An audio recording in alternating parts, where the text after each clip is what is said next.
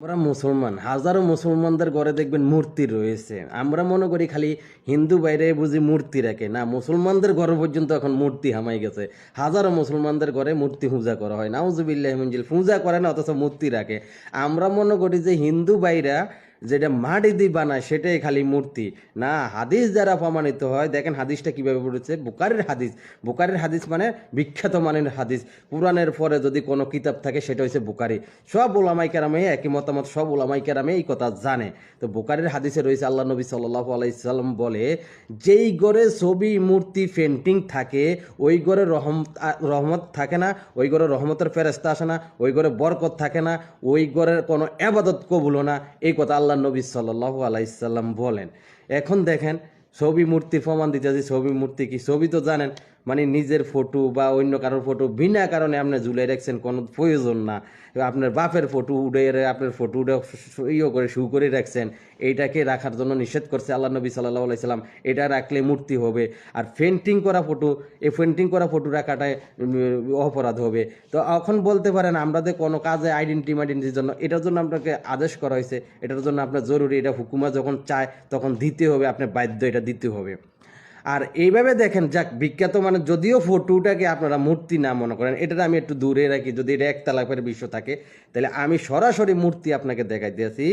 মাটি দিয়ে বানান, যে আমরা মাটি দিয়ে হিন্দু ভাইরা কী বানায়, মানুষের সকল বানায়, বা সাপ বা ইত্যাদি পশু প্রাণী, বাঘ ভাল্লুক ইত্যাদি বানায় এর মূর্তি বানানো হয়। দুর্গা পূজার সময় দেখতে পারেন।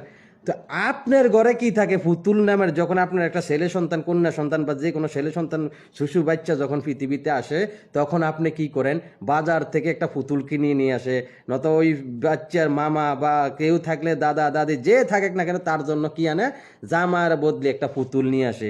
ওই পুতুলটা কিসের শুরুত করা, মানুষের শুরুত করা। একটা কার্টন নিয়ে আসে, ওইটার কিসের সকল, গরুর সকল বা জানোয়ার সকল, বিল্লির সকল, এরকম কত রকমের সকল ফলা, যেই জিনিসের পান আছে, যেই জিনিসের জান আছে, ওই জিনিসকে পেন্টিং করাটাই আল্লাহ নবী সাল্লাল্লাহু আলাইহি সাল্লাম মূর্তি বলছে।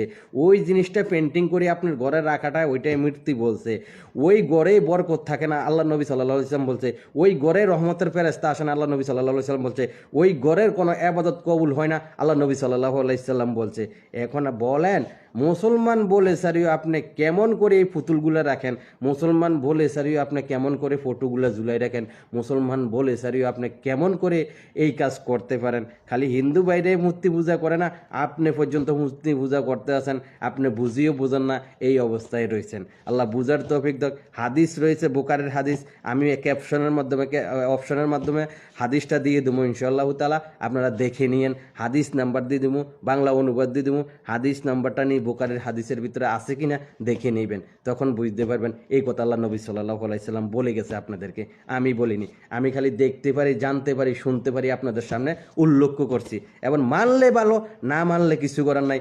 আর জাহান্নাম রাখেই হয়েছে মানুষদের জন্য, কোনো পশু প্রাণী যাবে না জাহান্নামে, কোন মানুষই যাবে জাহান্নামে। যে মানুষ আর জিন দিয়ে উদ্বোধন করা হবে জাহান্নাম, আবার মানুষ আর জিন দিয়ে যা হবে জান্নাতে। এবার আপনার চয়েস, আপনাকে আল্লাহ বুঝার তৌফিকও দিয়েছে। আসসালামু আলাইকুম ওয়া রাহমাতুল্লাহ।